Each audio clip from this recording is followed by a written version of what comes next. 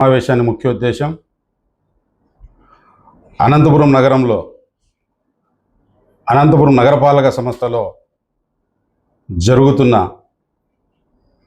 అవినీతి కావచ్చు, పారిశుద్ధ్యం మీద శ్రద్ధ లేకపోవడం కావచ్చు, ఇలా అనేక విషయాలు ఈ అనంతపురం ప్రజలకు తెలియజేయాలనే ఉద్దేశంతో ఈరోజు ఈ మీడియా సమావేశం ఏర్పాటు చేయడం జరిగింది. ప్రజలకు జవాబుదారీతనంగా ఉండాల్సిన అనంతపురం నగరపాలక సంస్థలో ఎంప్లాయీస్ కానీ, ప్రస్తుత స్థానిక ఎమ్మెల్యే గారు, ప్రస్తుత స్పెషల్ ఆఫీసర్ కలెక్టర్ కానీ వారు ఎటువంటి శ్రద్ధ చూపకపోవడంతోనే ఈరోజు అనంతపురం నగరపాలక సంస్థలో అనేక సమస్యలు తలెత్తినాయి. వైఎస్ఆర్ కాంగ్రెస్ పార్టీ ప్రభుత్వం ఉన్నప్పుడు మేము ప్రజలకు జవాబుదారీతనంగా ఉండి మా కర్తవ్యాన్ని మేము నిర్వహించినాం. కానీ ఈరోజు జరుగుతుంది వేరు. ఈవెన్ ఇప్పుడుండే కమిషనర్ గారు కూడా ఒక కీలుబొమ్మగానే ఉన్నారు తప్ప యాక్షన్ ప్లాన్ అనేది ఎక్కడా లేదు. ఆ మాట నేను ఎందుకు చెప్తున్నానంటే అన్ని శాఖలలో కూడా ఫెయిల్యూర్స్ కనిపిస్తున్నాయి కాబట్టి. మా పాలకవర్గం కాలం పూర్తయ్యి దాదాపు 60 రోజులు పూర్తిగా వస్తుంది. కానీ ఈరోజు ఉండే పరిస్థితులు చూస్తే ఎక్కడికి వెళ్ళినా అనంతపురం నగరపాలక సంస్థ పరిధిలో ఉండే 50 డివిజన్లు ఎటు వెళ్ళినా కూడా చెప్పాల్సినన్ని సమస్యలు ఉన్నాయి. మేము వైఎస్ఆర్ కాంగ్రెస్ పార్టీగా సమస్యలు మేము చెప్పడం లేదు. పబ్లిక్లోకి వెళ్తే పబ్లిక్ ఏం చెప్తున్నారు, ప్రజలు ఏం చెప్తున్నారు, ఏం జరుగుతుంది అనేది కూడా చెప్తారు. గతంలో జగన్మోహన్ రెడ్డి గారి ప్రభుత్వంలో చెత్త పైన పన్ను అన్నారు. ఈరోజు ఆ చెత్త తీసేవాడే లేడు. ఈరోజు చెత్త ఇళ్ళ దగ్గర నుంచి తీసుకెళ్లేవాడే లేడు. ఆ సిస్టమ్ ఫెయిల్. మేము ఆ రోజు ఇంటింటికి చెత్త సేకరణ పెట్టినప్పుడు అందరూ దాన్ని కామెంట్ చేసిన వాళ్ళే. తర్వాత ఇప్పుడు ఈ ఆటోస్ అన్నారు. ఆ ఈ ఆటోస్ ఇంప్లిమెంటేషన్ లేదు, ట్రాక్టర్లు అనేది కూడా వాటిల్లో వెళ్ళడం లేదు. ఇలా అనేక సమస్యలు అనంతపురం నగరపాలక సంస్థలో ఉన్నాయి. పారిశుద్ధ్యం అయితే టోటల్గా పడకేసేసింది. దానికి ఎటువంటి వాళ్ళు శ్రద్ధ చూపడం లేదు. తర్వాత సిగ్గుచేటు విషయం ఏమంటే స్థానికంగా పాలకవర్గం గడువు తీరిన తర్వాత ఎమ్మెల్యే గారే పాలకవర్గం అనంతపురం నగరపాలక సంస్థకు ఆయనే బాధ్యత తీసుకోవాలి.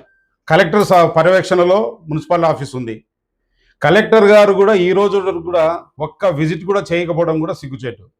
ఆయన ఒక విజిట్ చేస్తే కూడా కొద్దిగా మార్పు ఏమైనా వస్తుందేమో అని చెప్పి ఆలోచించవచ్చు. నేను ఆ మాట ఎందుకంటున్నానంటే తెలుగుదేశంకు సంబంధించిన స్థానిక ఎమ్మెల్యే కానీ, తెలుగుదేశం నాయకులు కానీ వాళ్ళు ఎవరైనా ఏఎంసీలో ఏదైనా చేయాలంటే వాళ్ళకు సిబిల్లు ఉంటే తప్ప ఏ పని కూడా చేయని పరిస్థితులు ఈరోజు ఉన్నాయి. అదేవిధంగా ఇంకొక విషయం మీ దృష్టికి రావాల్దలుచుకున్నాను. ఇంజనీరింగ్ సెక్షన్లో అనేక మంది ఫేక్ కాంట్రాక్టర్లు పుట్టినారు. దాదాపు 20 నుంచి 40 మంది ఫేక్ కాంట్రాక్టర్లు ఉండి నాసిరకం పనులు చేసుకుంటూ బిల్లులు చేసుకుంటున్నారు. దానిపైన ఈ మధ్య కాలంలోనే ఎస్సీ గారు కూడా ఒక కంప్లైంట్ కూడా రైజ్ చేయడం జరిగింది. ఈ ఫేక్ కాంట్రాక్టర్లు ఉండడం, నాసిరకం పనులు చేయడం కూడా అనంతపురం నగరపాలక సంస్థలో అనేక అవినీతులు జరుగుతున్నాయి. దీని మీద కూడా దృష్టి పెట్టాల్సిన అవసరం ఉంది. కలెక్టర్ గారు ప్రజలు అన్నీ గమనిస్తున్నారు. ఖచ్చితంగా దీన్ని మీరు మీ దృష్టికి తెస్తున్నాము. మీరు దీన్ని శ్రద్ధ పెడితే వీటినన్నింటినీ కూడా అరికట్టచ్చని చెప్పి తెలియజేస్తున్నాను. ముఖ్యంగా ఈ పారిశుద్ధ్యం విషయంలో కానీ మనకు పర్మనెంట్ ఎంహెచ్ఓ గారు లేకపోవడం కూడా ఒక వైఫల్యానికి ఒక ముఖ్య కారణం అని కూడా నేను మీకు తెలియజేస్తున్నాను. అదేవిధంగా మేము గతంలో మా పాలకవర్గం ఉన్నప్పుడు ప్రతి సంవత్సరము రెవెన్యూ డిపార్ట్మెంట్ ద్వారా రెవెన్యూ ట్యాక్స్ ఎంత కలెక్ట్ అయింది, ఎంత బకాయిలు ఉన్నాయి అనేది కూడా మేము గతంలో ప్రెస్ మీట్ పెట్టి మా పాలకవర్గం వాళ్ళు చెప్పేవాళ్ళు. కానీ ఈరోజు ఆ పరిస్థితి లేదు. ఎందుకంటే ప్రాపర్టీ ట్యాక్స్, వాటర్ ట్యాక్స్లు కట్టనల దానిలలో తెలుగుదేశం సంబంధించిన బడా నాయకులే ఉన్నారు కాబట్టి ఈ రోజు కూడా ఈ బకాయిలు పెరగపోయినాయి. దాని గురించి కూడా పట్టించుకునే వాళ్ళు లేరు. అదేవిధంగా ప్రస్తుతము ఈ వేసవికాలం దృష్ట్యా ఒక రివ్యూ మీటింగ్ లేదు. తాగునీటి సమస్య ఏమొచ్చినా దాన్ని ఏ విధంగా పరిష్కరించుకోవాలా, దాని ఆల్టర్నేట్ ఏముందనేది కూడా ఎవరు కూడా పట్టించుకోకపోవడము సిగ్గుచేటు. ఇవన్నిటికీ ముఖ్యం బాధ్యత వహించాల్సింది జిల్లా కలెక్టర్ గారు, ఎందుకంటే ఆయన ప్రత్యేక అధికారి. అదేవిధంగా స్థానిక ఎమ్మెల్యే గారు ఖచ్చితంగా వాళ్ళ వైఫల్యం ద్వారానే ఈరోజు ఇన్ని సమస్యలన్నీ తలెత్తుతున్నాయి అనంతపురం నగరపాలక సంస్థలో. ఈ మధ్యకాలంలో చూసినాం మనం ఏసీబీ దాడిలో గతంలో కూడా ఏసీబీ దాడులు మున్సిపల్ ఆఫీసులో జరిగినాయి. కానీ ఈ మధ్య జరిగిన ఏసీబీ దాడుల్లో ఒక డిఈ గారు, ఇంకొక ఎంప్లాయీ ఇద్దరు కూడా పట్టుబడినారు.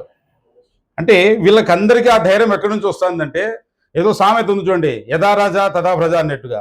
అట్లా స్థానికంగా ఉండే కూటమి నాయకులు ఆ విధంగా తయారైనారు. వాటికి తగ్గట్టు కూడా అధికారులు కూడా ఆ విధంగానే బిహేవ్ చేస్తున్నారని చెప్పి కూడా నేను తెలియజేస్తున్నాను.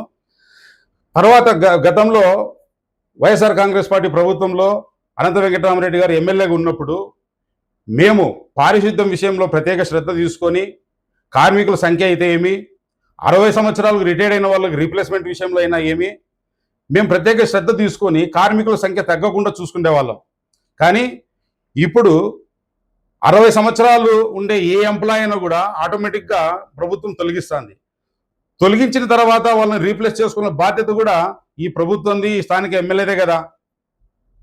మా పాలకవర్గంలో మేము దాదాపు 120 నుంచి 150 మందికి అడిషనల్గా తీసుకోండి అని చెప్పి మేము ఆమోదం కూడా తెలిపిన రోజులు ఉన్నాయి.